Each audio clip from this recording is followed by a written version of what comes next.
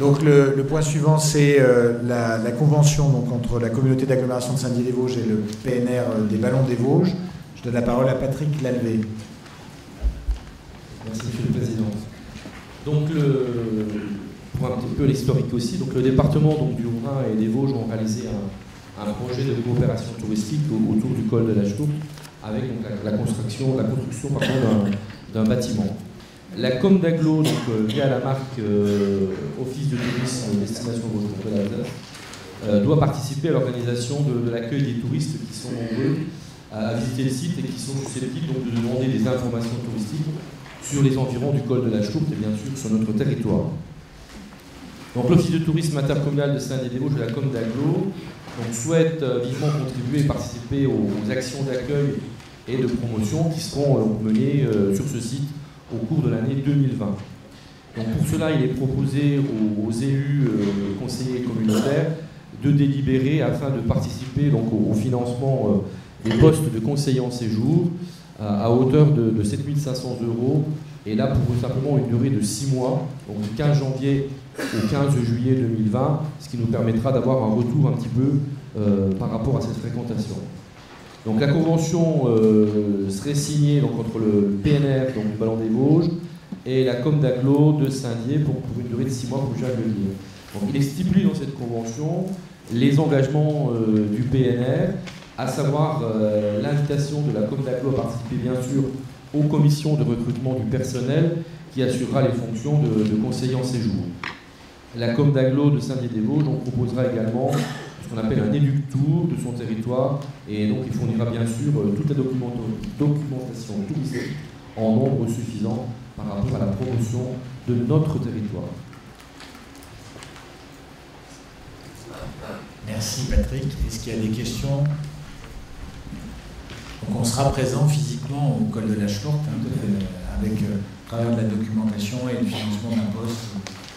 Je te remercie d'avoir participé là aussi à beaucoup de réunions pour aboutir à cette présence qu'on a souhaitée, qui n'était pas forcément évidente au départ, puisque le col de la Chlourte ne fait pas partie de la communauté d'agglomération, mais il est à quelques kilomètres à peine de notre territoire, et on a vraiment souhaité pouvoir proposer aussi d'autres communications dans les nouveaux locaux qui sont gérés par le parc et qui ont été largement dans cette transformation qui a été portée pour une très large part par le département des Vosges et par le département du Haut-Rhin.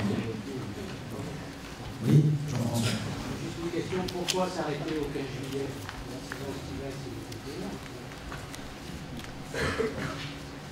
Je n'ai pas forcément la réponse par rapport à ça. C'est 6 mois, 15 janvier, 15 juillet. Voilà. On aura un retour. Je pense qu'il y aura une prolongation par rapport à ça. Mais là, c'est déjà un premier jet qui nous permettra de savoir un petit peu quelle est la fréquentation par rapport à nous. Il y aura un bilan, bien sûr, qui va être fait par rapport à ça. Un bilan par rapport à la fréquentation, l'accueil, tout ça. Mais bon, il fallait bien s'arrêter à un moment. Donc, on a dit 6 mois, donc 15 janvier, 15 juillet.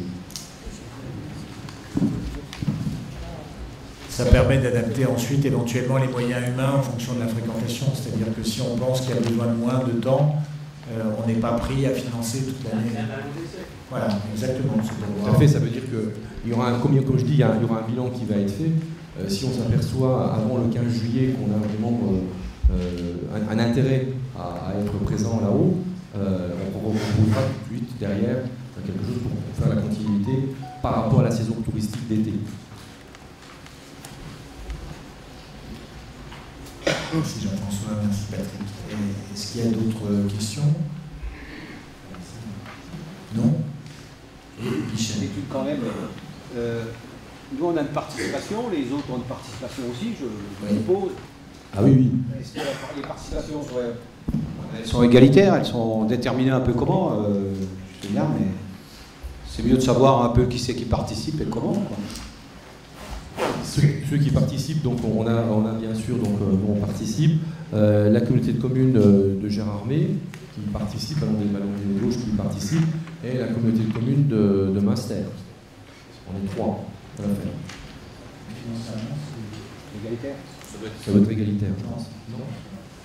Je ne crois pas, c'est la communauté de communes des Hauts-de-Vosges qui verse le plus gros prorata, Ensuite, ça doit être la communauté de communes de Münster. Ensuite, c'est nous, je crois. Je crois que c'est comme ça. On ne verse pas, c'est pas nous, évidemment, qui versons la somme principale. Est-ce que c'est sur le territoire du Valtin? Exactement.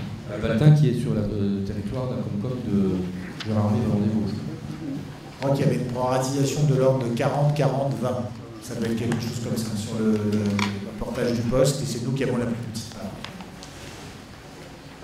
Parce qu'on a, on peut le dire avec Patrick, un peu joué des coudes hein, pour être absolument présent dans cette communication.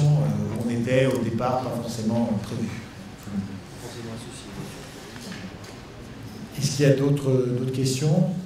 On peut donc passer au vote. Qui est contre? Qui s'abstient? C'est adopté. Merci beaucoup.